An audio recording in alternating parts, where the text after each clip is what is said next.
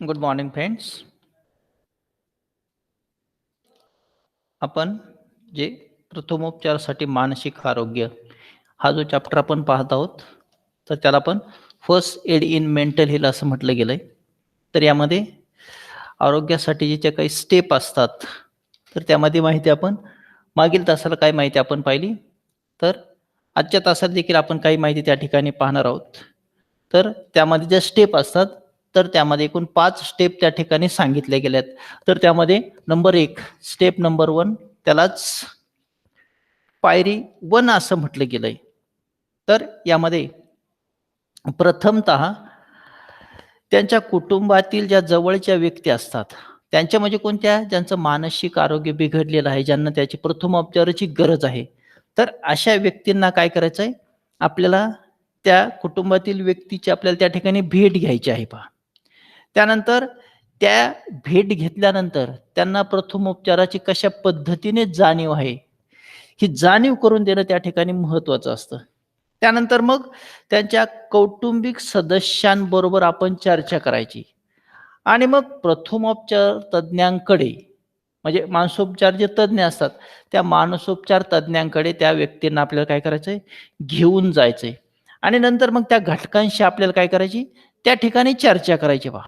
म्हणजे सर्वात प्रथम जी स्टेज असेल, कुटुंबातील त्या व्यक्तीला भेटणे, त्यानंतर त्यांच्या जे विचार, भावना ज्या असतात त्या जाणून घेणे आणि त्यानंतर मग जी माहिती असेल जाणून घेतल्यानंतर व्यवस्थित संपूर्ण माहिती ऐकून घ्यायची आणि त्याला आपण सल्ला मार्गदर्शन करायचंय आणि मानसोपचार तज्ञांकडे आपल्याला काय करायचंय? त्यांना त्या ठिकाणी घेऊन जायचंय आणि मग त्या ठिकाणी घेऊन गेल्यानंतर मानसोपचार तज्ञ काय करतात? त्यांना त्या ठिकाणी व्यवस्थित माहिती देण्याचा प्रयत्न करत असतात. तर मग हा जो पहिला घटक त्यामध्ये तर मग त्या व्यक्तीला आपल्याला काय करायचंय? भेटायचंय, त्यांना त्याची जाणीव करून द्यायची आणि मानसोपचार तज्ञांकडे त्या ठिकाणी घेऊन जायचंय. हा पहिला घटक. पहिल्या अवस्थेमध्ये ही एवढीच माहिती आपल्याला त्या ठिकाणी पाहिजे.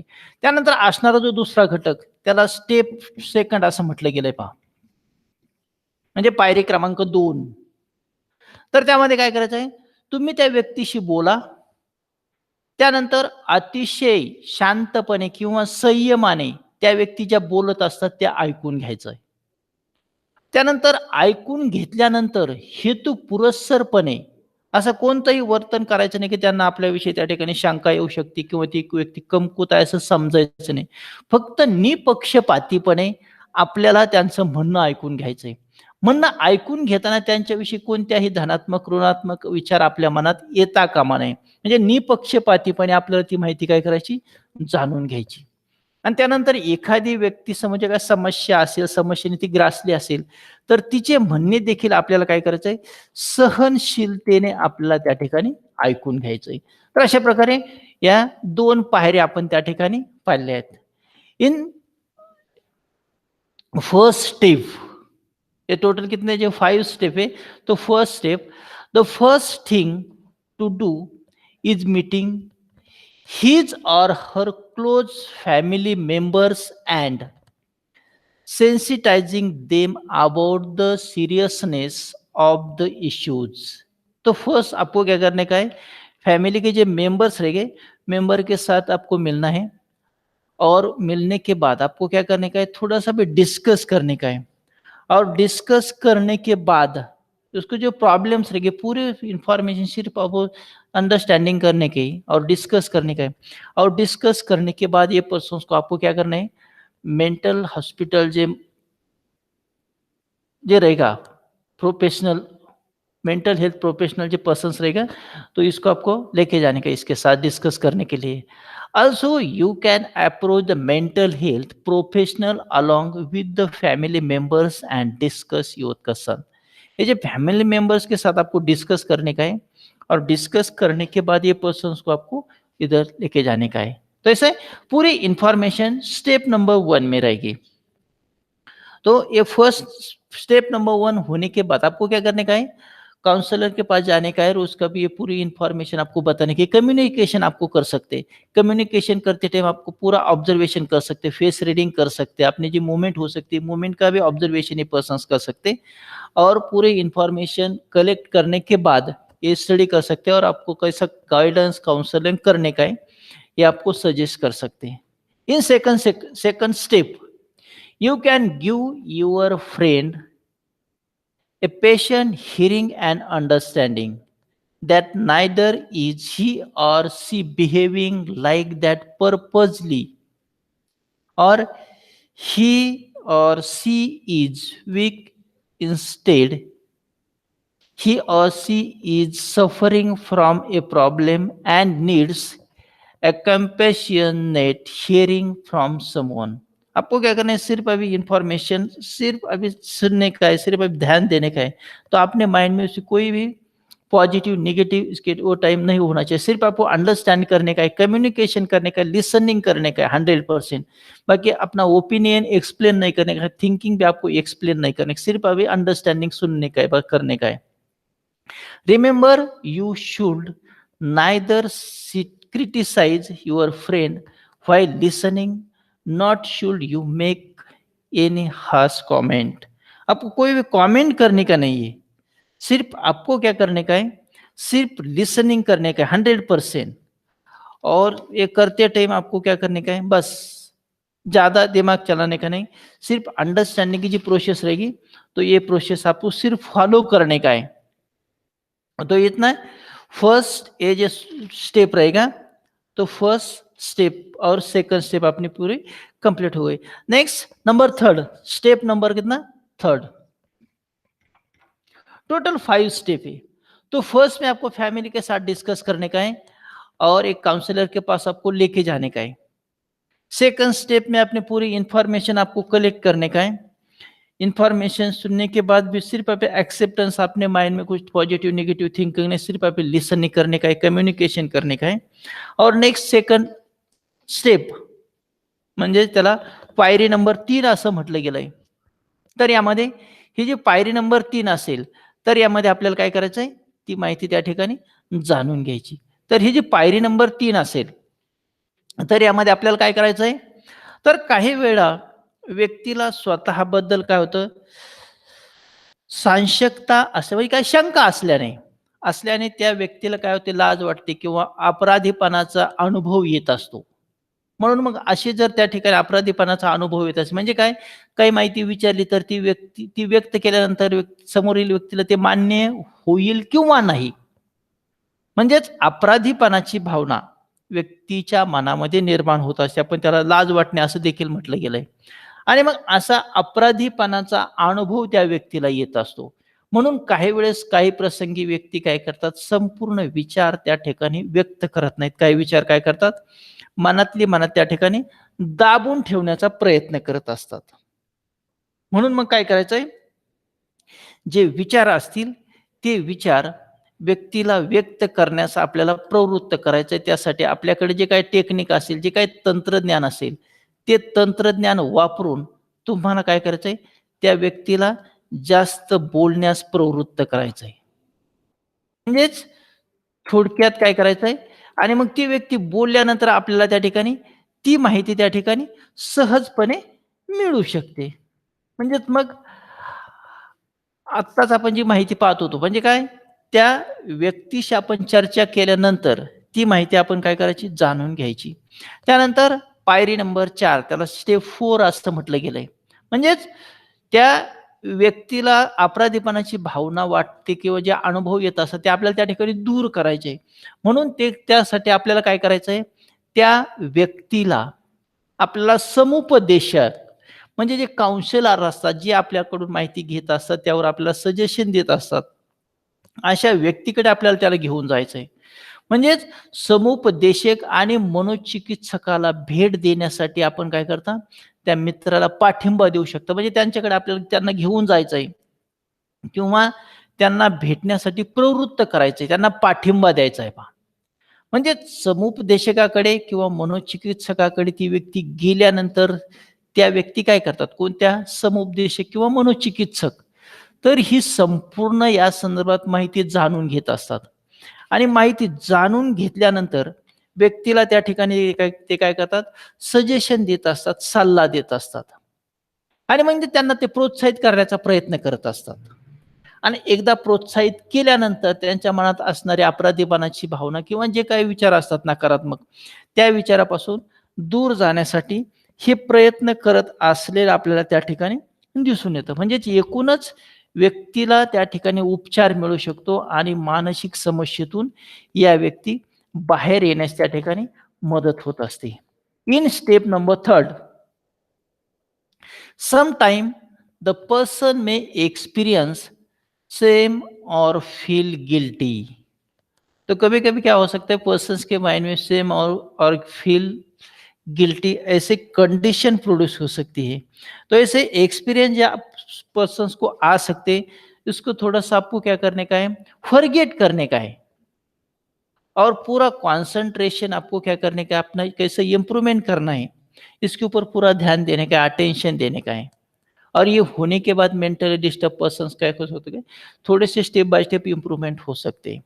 In such a situation you can help the person by giving hope and making them realize that, ये पूरे कंडीशंस रहेगी, कंडीशंस आप क्या कर सकते हैं, प्रॉब्लम क्रिएट हो सकते हैं, ये इजीली आप क्या करते हैं, स्टेप बाय स्टेप ये सॉल्व करने का टेक्निक यूज कर सकते हैं। तो सिर्फ अभी सेम फुल और गिल्टी आप ये ऐसी कंडीशंस अपने माइंड में हो सकती है, तो इसका भी नहीं होना चाहिए, इसकी एक कुछ सजेशन आपको दे सकती है। इन स्टेप नंबर 4 में एक गाइडेंस काउंसलिंग जो पर्सन रहेगा आपको सजेशन दे सकते हैं। In step number 4, as mention in step 3, depression and anxiety are curable with proper scientific treatment given by a mental health professional. ये सजेशन आपको ये पर्सन दे सकते, कौन से, काउंसलर एंड साइको फिजिकल जो पर्सन्स रहेंगे, साइकोलॉजी के जो पर्सन्स रहेंगे, psychological आपको जो ट्रीटमेंट देने वाले हैं, तो इजीली आपको क्या कर सकते हैं, सजेस्ट कर सकते हैं, आपको ट्रीटमेंट दे सकते हैं। जो प्रोफेशनल पर्सन्स रहेंगे, मेंटल हेल्थ के जो प्रोफेशनल पर्सन्स रहेंगे, ये आपको सजेशन दे सकते हैं और आपको काउंसलिंग कर सकते हैं। और ये काउंसलिंग देने के बाद आपको क्या कर सकते हैं, इम्प्रूवमेंट कर सकते हैं, डेवलप आपको कैसा होना चाहिए, तो ये आप अलग अलग टेक्निक से क्या कर सकते, यूज कर सकते। और next, you can support, encourage and even accompany your friend to see a counselor or psychotherapist. अपने जो फ्रेंड सर्कल्स रहेंगे ये आप कंपनी दे सकते हैं, लेकिन ये पूरे अपनी प्रॉब्लम सॉल्व करने के लिए ज़्यादा से ज़्यादा कौन आप हेल्प कर सकता है, काउंसलर और साइकोथेरापिस्ट। ये जो दोनों मेंबर्स रहेंगे ये पूरे आपको 100% आपको क्या कर सकते हैं, सजेशन दे सकते हैं। इसके पास जाते टाइम ये पूरी इंफॉर्मेशन आपको ये क्या कर सकते हैं, कलेक्ट कर सकते हैं, आपके साथ डिस्कस कर सकते हैं, कम्युनिकेशन कर सकते हैं। और डिस्कस करने के बाद, कम्युनिकेशन करने के बाद इंफॉर्मेशन कलेक्ट हो सकती, इंफॉर्मेशन के ऊपर ये डिटेल स्टडी कर सकते हैं। स्टडी करने के बाद आपको ये सजेशन दे सकते हैं और स्टेप बाय स्टेप कितने इम्प्रूवमेंट हो सकते हैं इसका भी मेजरमेंट कर सकते हैं। तो ऐसे एक काउंसलर और साइकोथेरापिस्ट का रोल इम्पोर्टेंस हो सकता है। Getting the person proper professional help in mental health care in the key to dealing with mental health issues. ऐसा कोई ऐसा ये नहीं कि क्या कुछ वे नहीं कि डायरेक्ट आप ये पूरे ये प्रॉब्लम सॉल्व कर सकते, ऐसे की नहीं है, लेकिन स्टेप बाय स्टेप एक काउंसलर साइकोथेरापिस्ट आपको क्या कर सकते, सजेशन दे सकते। इसलिए काउंसलर आपको जो सजेशन दे सकते हैं उसके पूरे जो रूल्स रहेंगे, रूल्स रेगुलेशन आपको फॉलो करना पड़ सकता है और पूरा फॉलो होने के बाद जो ट्रीटमेंट दे सकते हैं, स्टेप बाय स्टेप अपने ट्रीटमेंट में अभी इम्प्रूवमेंट हो सकता है और एक लास्ट मोमेंट में ये क्या अपना जो प्रॉब्लम रहेगा ये प्रॉब्लम इजीली सॉल्व हो सकता है। कैसे, ये टोटल कितने, ये 4 पॉइंट पूरे कंप्लीट हो गए। तो next point means last step means 5th, त्यालाच पायरी नंबर 5 असं म्हटलं गेलंय। तर यामध्येच जी माहिती आपण या ठिकाणी पाहणार आहोत, तर त्या ज्या व्यक्ती असतात कोणा ज्यांना प्रथमोपचाराची किंवा मानसोपचाराची गरज असते, अशा व्यक्तींना आपल्याला काय करायचंय, मानसिक आरोग्याच्या सदस्यांशी सामना करण्यासाठी आपल्याला काय करायचं, त्यांना मदत करायची पहा. त्यानंतर मदत केल्यानंतर अगदी विश्रांतीसाठी त्यांना काही तंत्र त्या ठिकाणी वापरले जातात आणि त्या तंत्रामध्ये त्यांना आपल्याला काय करायचंय, त्यांना प्रोत्साहित करायचंय. आणि मग त्यांना प्रोत्साहित केल्यानंतर ते काय होतात, त्या मानसिक ताणापासून थोडेसे दूर जाऊ शकतात. प्रोत्साहित करायचंय. त्यानंतर मानसिक ताणापासून ते दूर गेल्यानंतर ते आनंदी होतील. आणि मग आनंदी राहण्यासाठी त्यांना आपल्याला हसण्यासाठी प्रवृत्त करावं लागतंय. मग काही जोक असतील, जे काही विनोद असतील, जे काही इन्सिडेंट वेगवेगळ्या पद्धतीचे असतात, की जेणेकरून त्यांच्यामध्ये उत्साहाचं वातावरण निर्माण होईल. ते हसण्यासाठी अधिक प्रवृत्त होतील आणि मग ते आनंदी राहू शकतात. म्हणजे हसण्यासाठी त्यांना आपल्याला काय प्रयत्न करता येतील, ते प्रयत्न करून आपल्याला त्या ठिकाणी त्यांना हसवायचंय. म्हणजे एकूण ते आनंदी राहू शकतात. आणि त्यासाठी मग काही तंत्रज्ञान आणखी असतात काय? दीर्घ श्वसन हे एक तंत्र असतं पहा. दीर्घ श्वास घ्यायचा आणि दीर्घ त्या ठिकाणी तो सोडवायचा असतो. याला दीर्घ श्वसन तंत्र असं म्हटलं गेलंय. मग या प्रक्रियेमध्ये व्यक्तीचे विचार असतात, त्या विचारावर थोडंसं कंट्रोल येऊ शकतं किंवा ते नियंत्रण येऊ शकतं म्हणजे. म्हणजे दीर्घ श्वास घ्यायचा ठराविक अंकामध्ये, दीर्घ ठराविक अंकामध्ये तो श्वास सोडणे, याला दीर्घ श्वसन तंत्र म्हणून सांगितलं गेलंय. त्यानंतर चालण्याची जी प्रक्रिया असते, तर त्यामध्ये त्यांना चालायला लावले, त्यांना पळायला लावणे, अशा वेगवेगळ्या पद्धती आपण त्या ठिकाणी वापरू शकतो. त्यानंतर मैदानी जे खेळ असतात, त्या मैदानी खेळ खेळण्यासाठी त्यांना प्रवृत्त करायचंय, त्यांना व्यायाम करण्यास प्रोत्साहित करायचंय. त्यानंतर वेगवेगळे प्रोत्साहन देऊन त्यांना आपल्याला काय करायचंय, गुंतवून ठेवायचंय, की जेणेकरून मग त्यांच्या मनात अयोग्य विचार येणार नाहीत. आणि मग अशा प्रकारे जर अयोग्य विचार येणार नसतील आणि ते गुंतून राहत असतील, तर पर्यायाने मग काय होईल, त्यांचं मन उत्साहित राहील किंवा मग ते आनंदी होण्यास त्या ठिकाणी प्रवृत्त होतील पहा. तर अशा प्रकारे हा एक घटक त्या ठिकाणी महत्त्वाचा मानला गेला आहे. In step 5th you can help the person identify some of the positive behaviour which can help them to cope with their mental health issues. ये जो पर्सन्स रहेंगे, तो पर्सन्स को आपको क्या करना है, सजेशन देना है कि ये अपने मेंटल कंडीशन जो अपने थोड़ी सी डिस्टर्ब हो गई, उनको सजेशन देना है और उसको कैसा आप सपोर्ट कर सकते हैं, ये इम्पोर्टेंस हो सकता है. Performing self help strategies can also help them regain control over their life. Encourage them to use simple relaxation technique as follows. तो रिलैक्सेशन जो टेक्निक्स रहेगी, ये थोड़ा-सा पूरा प्रॉब्लम आपको सॉल्व करने का है, मेंटल जो प्रॉब्लम्स हो सकता है, आपको ये सॉल्व करने का है, तो कुछ ऐसे टेक्निक रिलैक्सेशन के लिए, तो फर्स्ट आपको क्या करने का है, रिलैक्सेशन टेक्निक, ये पर्सन्स को आपको रिलैक्स करना है। तो रिलैक्सेशन टेक्निक की आपने यूज़ करते टाइम सिर्फ अभी पूरे अपने जो मसल्स रहेंगे, स्नायु जिस पार्ट हो सकते हैं बॉडी के, तो ये पूर्ण बॉडी को आपको क्या करने का है, रिलैक्स करने का है। रिलैक्स करने के बाद फिजिकली मेंटली आप थोड़े से रिलैक्स होने के बाद थोड़े सा अपने थिंकिंग प्रोसेस थोड़ी सी अभी स्लो हो सकती है, इसलिए आपको रिलैक्सेशन टेक्निक इंपॉर्टेंस हो सकता है। Using laughter, deep breathing techniques, ये हैप्पी कैसे हो सकता है, उसको भी आपको कुछ सजेशन देने का है, कुछ टेक्निक यूज करने का, इसलिए ये हैप्पीली हो सकते, लाफ्टर बन सकते। डीप ब्रीदिंग टेक्निक, ब्रीदिंग अपने कैसे नॉर्मल रहेगा, तो डीप ब्रीदिंग मीन्स बहुत ऐसे स्लो ब्रीदिंग करने का है, बहुत ऐसे slow in inter end outer जो प्रोसेस हो सकती है ब्रीदिंग की, रेस्पिरेशन की, तो बहुत इसकी स्पीड क्या करने का है, बहुत ऐसा लो करने का है। लो करने के बाद भी कैसे अपने मसल्स, अपने जो पार्ट्स रखे बॉडी के, इसमें थोड़े से भी रिलैक्सेशन आपको मिल सकता है और ये होने के बाद भी पर्सन कैसा हैप्पीली बन सकता है। Exercise like like walking, running, playing end other games, तो इसको एक्सरसाइज को भी आपको क्या करने का है, सजेशन देने का है। और सजेशन में जो आपको क्या करने का है, उसको थोड़ा सा वॉकिंग वॉकिंग करने के बाद उसमें थोड़ा सा रनिंग और प्लेइंग, प्लेइंग में जो अलग अलग गेम्स रहेगी, गेम को भी आप क्या कर सकते हैं, सजेस्ट कर सकते हैं कौन सा गेम, तो ऐसे अलग अलग गेम्स प्ले करने के लिए उसको आप सजेशन दे सकते, इम्प्रूवमेंट कर सकते हैं, हेल्प कर सकते हैं, प्रोटेक्शन दे सकते हैं। तो ये पूरे होने के बाद ये बाद में क्या नॉर्मल कंडिशन में आ सकते हैं. तो ऐसे पूरे ये 5 स्टेप हो सकते हैं. तर आपण या ज्या 5 पायऱ्या आपण त्या ठिकाणी पाहिल्या आहेत. तर शेवटच्या तंत्रामध्ये आपल्याला काय करायचं आहे, त्या व्यक्तीला आनंदी राहण्यासाठी प्रयत्न करायचे आहेत. त्या व्यक्ती हसण्यासाठी आपल्याला प्रयत्न करायचे आहेत.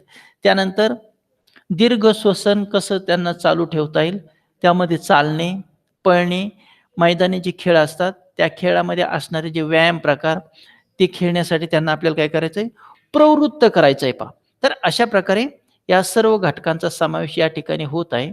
तर एकूण आपण आजच्या तासाला 5 पायऱ्या आपण त्या ठिकाणी पाहिलेल्या आहेत.